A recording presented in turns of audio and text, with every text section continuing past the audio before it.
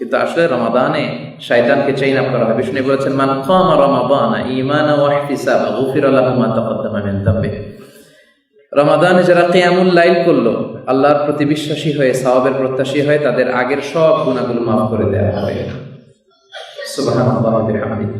এবং তিন ব্যক্তির দোয়া আল্লাহ কখনো ফেরায় না। এক হচ্ছে দাওয়াতুল মুসাফির, মুসাফিরের দোয়া আল্লাহ ফেরায় না। দাওয়াতুল মাজলুম, অত্যাচারিত ব্যক্তির দোয়া আল্লাহ ফেরায় না। আরেকজন হচ্ছে দাওয়াতুস সাইম, রোজাদারের দোয়া। এই যে আজকে আমরা সারাদিন রোজা রেখেছি, একটু পরে ইফতার সার্ভ করা হবে, এই ইফতারিকে সামনে রেখে দোয়া করলে আল্লাহর সফট কর্নারটা খুব বেশি গ্রো করে তখন, এবং এই সুযোগটাকে আমাদের কাজে লাগাতে হবে। আল্লাহ তখন ফেরেশতাদেরকে বলে যে এরা আমাকে দেখেছে না দেখেনি, জান্নাত জাহান্নাম দেখেছে না দেখেনি, তো কি চায়? এরা আপনার কাছে ক্ষমা চায়। তখন আল্লাহ অ্যানাউন্স করে যে আমাকে না দেখে, জান্নাত জাহান্নাম না দেখে, সামনে শরবত আছে, খাবার আছে, তারা সবাই তৃষ্ণার্ত, কিন্তু তারপরেও খাচ্ছে না, শুধু আমার ভয়। আজকে ওরা যা দোয়া করবে সব দোয়া আমি কবুল করে দেব। তো এই জন্য সিয়ামের রোজা ভাঙার আগে, অর্থাৎ ইফতারিকে সামনে নিয়ে দোয়া করলে এই দোয়াটা মাস্ট অ্যাকসেপ্টেড, এটা আল্লাহ গ্রহণ করে, এটা কখনো ফিরিয়ে দেয় না। এই জন্য বুদ্ধিমান মুমিনের কাজ হচ্ছে সুযোগগুলো খুঁজে খুঁজে স্পেশাল টাইমগুলোতে দোয়া করা। কাবা ঘরের 4টা কর্নার আছে। একটা হচ্ছে ব্ল্যাক স্টোন কর্নার, মানে রুকনুল হাজরুল আসওয়াদ, রুকনি ইয়ামানি, রুকনে শামি, রুকনি ইরাকি, এই 4টা কর্নার। তো যেখানে হাজরে আসওয়াদ আছে, এটার পাশে ডান দিকে হচ্ছে কাবা ঘরের দরজা, আর এই দুইটার মাঝখানের জায়গার নাম হচ্ছে আল মুলতাজাম। বিষ্ণু বলছেন মুলতাজামে টাচ করে যদি কেউ দোয়া করে, সে দোয়া কবুল হয়ে যায়।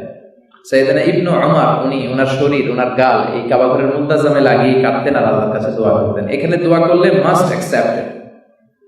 তো একজন শায়েখ ওখানে দাঁড়িয়ে আল্লাহর কাছে দোয়া করছেন যে আল্লাহ, আমি জীবনে যত দোয়া করেছি আর করব সব দোয়া তুমি কবুল করে নাও, এটাই আমার দোয়া। মানে এতদিন আমি যা দোয়া করেছি আর ভবিষ্যতে যা দোয়া করবো, তুমি সব দোয়া কবুল করে নাও। তো বুদ্ধিমান যারা intelligent believer, they don't work hard, they work smart. তারা তাদের বুদ্ধিকে, ইন্টেলেক্টকে কাজে লাগিয়ে দোয়া করে। তো আমাদেরকেও এরকম অপরচুনিটিগুলো খুঁজে নিতে হবে যে আসলে কখন দোয়াটা কবুল হয়। সে ওইখানে দাঁড়ায়, আপনারা যারা জানেন ওখানে দাঁড়ানোই জানে, এত ধাক্কা ধাক্কি কত চাবে, আল্লাহ গাড়ি দাও, বাড়ি দাও, সম্মান দাও, নেতৃত্ব দাও, ক্ষমতা দাও, এটা দাও, সেটা দাও। সে সিম্পলি চাইতেছে যে আল্লাহ যা জীবনে চাইছি আর চাবো, এগুলো সব কবুল করে নিবে, একটাই চাও। এই জন্য বুদ্ধিমান যারা, তারা দোয়ার সময়গুলোকে কাজে লাগায়। এখন একটু শেয়ার করি যে আসলে প্রোডাক্টিভ ওয়েতে কিভাবে আমরা, সময় আসলে খুব কম, কিভাবে এই রিমেইনিং 20 ডেজ যেটা আছে আমাদের সামনে, এটা কিভাবে আমরা কাজে লাগাতে পারি। প্রোডাক্টিভিটি, আমরা বলি যে প্রোডাক্টিভ রমাদান হচ্ছে to achieve the best out of this Ramadan. কি করে সবচেয়ে বেশি অফারগুলো নেওয়া যায়, এটা কিন্তু অফারের মাস, সুপার অফার আল্লাহ দিচ্ছেন। নফল করলে ফরজ, ফরজ করলে 70টা ফরজ, এবং অনেক সওয়াব বাড়িয়ে দেওয়া হচ্ছে। এজন্য কিছু কাজ আছে, এগুলো মেনটেন করলে প্রোডাক্টিভিটিটা আমাদের বাড়বে। আমাদের ফুড ম্যানেজমেন্টের দিকে খেয়াল রাখা উচিত। খুব বেশি ইফতারি করলে মাগরিবের সালাদ করতে কষ্ট হবে, তারাবিতে অংশগ্রহণ করতে পারবে না। সাহারিতে খুব ভুরিভোজ করলে ফজরের সালাদ করতে কষ্ট হবে।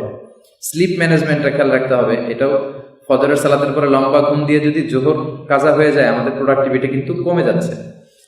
এরপর আমাদের কনজুগাল ম্যানেজমেন্ট, বিবাহিতরা দিনের বেলায় যাতে কোনো ধরনের সীমালঙ্ঘন না হয়ে যায়, এগুলো খেয়াল রাখতে হবে। এগুলো মেনটেন করলে প্রোডাক্টিভিটি আমাদের হাই হবে। তো আমি এখন কিছু টিপস শেয়ার করবো যে এই বিষয়গুলো যদি আমরা একটু এনশিওর করতে পারি, তাহলে আশা করা যায় যে এই রমাদান মুবারকের প্রোডাক্টিভিটি আমাদের বাড়বে ইনশাআল্লাহ। প্রথমত, আমরা সালাদগুলো অন টাইমে অফার করব, অন টাইমে জামাতে আমরা যাওয়ার চেষ্টা করব। কেননা এই রমাদানে আসলে সবসময় আল্লাহর পক্ষ থেকে একজন ফেরেশতা আমাদেরকে ভালো কাজের জন্য ডাকতেই থাকে। সহিহ তিরমিজির বর্ণনায় এসেছে, ইউনাদিল মুনাদি, একজন ফেরেশতা সবসময় ডাকে, ফি কুল্লি লাইলাতি রমাদান, ইয়া বাগিয়াল খাইরি আকবিল, হে কল্যাণের পথের যাত্রী প্রসিদ, আরো সামনে যাও। ইয়া বাগিয়াশ শাররি আকসির, হে অকল্যাণের পথের যাত্রী স্টপ, অনেক হয়েছে, আন্না, এবার ক্ষান্ত যাও। তো এভাবে ডাকতেই থাকে। এবং বিষ্ণু ইসলাম একবার সাহাবীদের সামনে মসজিদে নববীর মিম্বারের প্রথম ধাপে পা রেখে বললেন আমিন, দ্বিতীয় ধাপে পা রেখে বললেন আমিন, তৃতীয় ধাপে পা রেখে বললেন আমিন। সাহাবারা বলল, ইয়া রাসূলুল্লাহ, 3বার কেন আমিন বললেন? বিষ্ণু ইসলাম বললেন, প্রথম ধাপে যখন পা রেখেছি, জিবরাইল এসে বলেছে যারা রমাদান পেল কিন্তু এই রমাদানের দ্বারা তারা গুনাহ মাফ করাতে পারল না, তারা জাহান্নামী, তাদের ধ্বংস। জিবরাইল বলেছে আমিন, আমাকে বলতে বলা হলো আমিন, আমি বলেছি আমিন। যাদের সামনে আমি বিষ্ণু ইসলামের নাম নেওয়া হয়েছে কিন্তু তারা আমার উপর দুরূদ করলো না, তাদের ধ্বংস হলো, আমি বলেছি আমিন। আসুন আমরা সবাই পড়ি সাল্লাল্লাহু আলাইহি ওয়াসাল্লাম। মা বাবাকে যারা বার্ধক্য অবস্থায় পেয়েছে কিন্তু তাদের খেদমা করে, তাদের প্রতি ইহসান করে জান্নাতকে আমাদের পারল না, তাদের ধ্বংস হোক। আমি পড়েছি আমি। তো এই যে রমাদান যাচ্ছে, এই রমাদানের ইবাদতের মধ্য দিয়ে যদি আমরা জান্নাত হাসিল করতে না পারি, তাদের উপর আল্লাহ দিয়েছেন বিষ্ণু ইসলাম। তো এই জন্য জামাতে যাতে সালাতটা আমাদের আদায় হয়, জামাত মিস হয়ে গেলে প্রোডাক্টিভিটি কিন্তু এটা কমে যাবে। 2 নম্বরে হচ্ছে সিয়ামগুলো যাতে আমরা ঠিকভাবে পালন করতে পারি। অল্প কিছু লোকদের জন্য এক্সামশন দেওয়া হয়েছে এই ফাস্টিং থেকে। ফামান কানা মারিদান আও আলা সাফারিন ফাইদ্দাতুম মিন আইয়ামিন উখরা, অসুস্থ হলে, তারপরে কেউ যদি সফরে থাকে, মেনস্ট্রুয়েশনাল পিরিয়ড যাদের হচ্ছে, এরা ছাড়া সবার জন্য সিয়ামকে ফার্স্ট করা হয়েছে।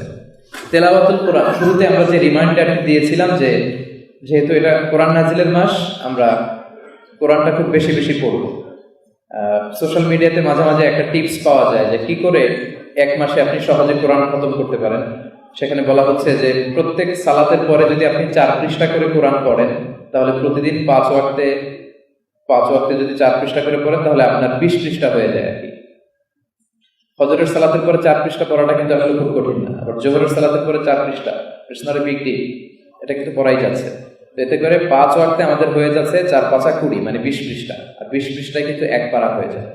হেফজ কোরআনে 20 পৃষ্ঠায় 1 পারা। এভাবে 30 দিনে খুব সিম্পলি আপনি কোরআন খতম করে ফেলতে পারছেন।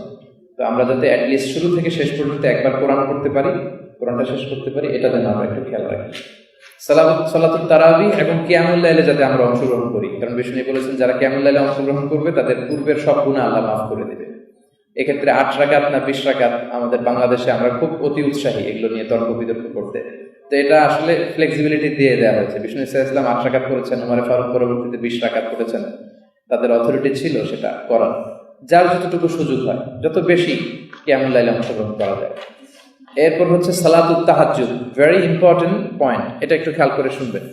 সালাতুত তাহাজ্জুদ এই রমাদানে আদায় করার একটা সুবর্ণ সুযোগ। বছরের অন্য সময় আসলে রাত 3টার দিকে 4টার দিকে ওঠা হয় না। আমরা যেহেতু সাহারি খেতে উঠি, এজন্য এই সুযোগটাকে কাজে লাগাতে হবে আমাদের প্রোডাক্টিভিটি বাড়ানোর জন্য। সাহারি খাওয়ার আগে কিংবা পরে 2-4 রাকাত সালাতুত তাহাজ্জুদ পড়া। আরবিতে ঘুমের কিছু প্রতিশব্দ আছে। একটা শব্দ আছে কোরআনে এসেছে নুআস, মানে ড্রোজি ফিলিং, তন্দ্রা, ঝিমুনি, এটাকে বলে নুআসা, মানাথান নুআসা। আরেকটা আরবি আছে সিনা, সিনা মানে লাইট স্লিপ, পাওয়ার ন্যাপ যেটা আমরা নেই, একটু ঘুম ঘুম ভাব কিন্তু কে যেন কথা বলছে সেটাও শোনা যায়, এটাকে বলে সিনা। আর সিম্পল ঘুমকে আরবিতে বলে নাওম। এই দুইটা আল্লাহ এক আয়াতে বলেছেন, লা তাখুযুহু সিনাতু ওয়ালা নাওম, আল্লাহর ঝিমুনি ঘুম কোনোটাই আসে না। আর সবচেয়ে ঘুমের গভীর যে ঘুম, এটার আরবি হচ্ছে হুজুদ। আই রিপিট, গভীর ঘুমটাকে বলে হুজুদ, অর্থাৎ শেষ রাতের ঘুম। তখন কম্বল কাঁথা টেনে টেনে আরেকটু ঘুমায় নিতে মন চাইছে, আরেকটু ঘুমাই, আরেকটু পরে উঠি। যখন সবচেয়ে বেশি এনজয় করি আমরা শেষ রাতের ঘুমটা, এটাকে আরবিতে বলে হুজুদ। তো এই হুজুদের ঘুমকে স্যাক্রিফাইস করে যে সালাতটা অফার করা হয়, এটাকে বলে সালাতুল হুজুদ বা সালাতুত তাহাজ্জুদ। এবং এই সালাতটাকে আল্লাহ খুব বেশি পছন্দ করে। ওয়ামিনাল লাইলি ফাতাহাজ্জাদ বিহি নাফিলাতান লাকা আসা আইয়াবআসাকা রাব্বুকা মাকামান মাহমুদা। যারা এই সালাত অফার করবে তাদের মর্যাদা আল্লাহ বাড়িয়ে দিবে। এই জন্য এই সুযোগটা যাতে আমরা নেই, সাহারি খেতে উঠলে সাহারি খাওয়ার আগে কিংবা পরে আমরা যাতে সালাতুত তাহাজ্জুদ অফার করি, 4 রাকাত 8 রাকাত, যার যতটুকু সুযোগ হয়। একটা হাদিসে বিষ্ণু ইসলাম বলেছেন যে তোমরা দৈনন্দিন তাসবিহগুলোর পাশাপাশি স্পেশাল 2টা তাসবিহ এই রমাদানে পড়বে। একটা হচ্ছে লা ইলাহা ইল্লাল্লাহ আস্তাগফিরুল্লাহ। আসুন আমরা সবাই একটু পড়ি, লা ইলাহা ইল্লাল্লাহ আস্তাগফিরুল্লাহ, লা ইলাহা ইল্লাল্লাহ আস্তাগফিরুল্লাহ। আরেকটি দোয়ার কথা বিষ্ণু বলেছেন যে এই দোয়াটা না করলে তোমাদের বাঁচার কোনো উপায়ই নেই। সেটি হচ্ছে আল্লাহুম্মা ইন্না নাসআলুকাল জান্নাতা ওয়া নাউযু বিকা মিনান নার।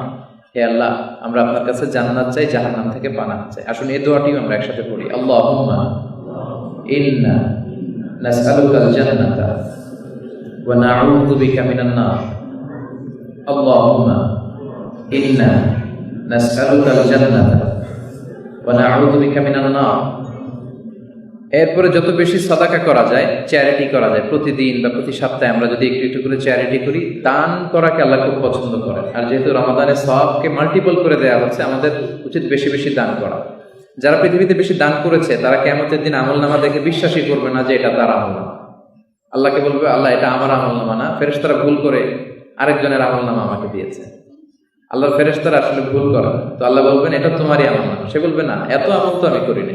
আসলে আমরা কে কিরকম ভালো কাজ করি, সৎকর্ম করি, এটা আমাদের প্রত্যেকেরই জানা আছে। আল্লাহ বলবে তুমি যে দান করেছো, তোমার দানের সওয়াবটাকে আমি মাল্টিপল করেছি। কামা ইউরাব্বি ফুলুয়া, হাদিসে এসেছে বুখারীর বর্ণনা, যে আরব দেশে যারা উট লালন পালন করে, উটের বাচ্চা হলে উটের মালিক বড় খুশি হয়, সে উটের ছোট্ট বাচ্চাটাকে খাইয়ে দাইয়ে পেলে পুষে বড় করে। তো আল্লাহ বলবেন যে তুমি যে সাদাকা করেছিলে রমাদানে, ওই সাদাকার সওয়াবটাকে আমি এরকম উটের বাচ্চার মতো খাইয়ে দাইয়ে পেলে পুষে বড় করে উহুদ পাহাড়ের মতো করে তারপর তোমার আমলনামায় ঢুকিয়ে দিয়েছি। সুবহানাল্লাহ ওয়া বিহামদিহি। এজন্য যতটুকু বেশি সম্ভব চ্যারিটি করার চেষ্টা আমরা করব। এরপর মেসওয়াক করার চেষ্টা করব। এই ছোট্ট ছোট্ট নেক আমলগুলো কিন্তু আমাদের প্রোডাক্টিভিটি বাড়ায়। বিষ্ণু বলেছেন লাউলা আন আশqa আলা উম্মতি লা'আমারতুহুম বিসওয়াকি ইনদা কুল্লি সালাত। মেসওয়াক করাটা যদি কষ্ট না হতো আমি ফরজ করে দিতাম। ফরজ করেননি, ফরজ করলে পকেটে নিয়ে ঘোরা লাগতো মেসওয়াক। এখন সুন্নাহ, মেসওয়াক করাটা সুন্নাহ। এবং বিষ্ণু ইসলামের জীবনের সর্বশেষ আমল ছিল মেসওয়াক করা। উনি শেষ নিঃশ্বাস ত্যাগ করার আগে যে আমলটি করেছেন সেটি হচ্ছে মেসওয়াক। তিনি প্রচন্ড অসুস্থ, মা আয়েশাকে বললেন মেসওয়াক নিয়ে আসো। মা আয়েশা মেসওয়াক দিলেন। মেসওয়াক এত শক্ত বিষ্ণুনবী চিবুতে পারছেন না, মা আয়েশা চিবিয়ে হাত দিলেন, বিষ্ণুনবী মেসওয়াক করলেন। সেদিন জিবরাইল চলে আসলেন, এসে বললেন ইয়া রাসূলুল্লাহ, আমি তো 1000 বার আপনার কাছে এসেছি, একা এসেছি, তো আজকে আরেকজনকে সাথে নিয়ে এসেছি। উনি আবার কারো কাছে যাওয়ার সময় কোনো পারমিশন দেন না, আজকে তিনি পারমিশন চাচ্ছেন। আপনি যদি পারমিশন দেন উনি আসবেন। তিনি হচ্ছে মালাকুল মউত।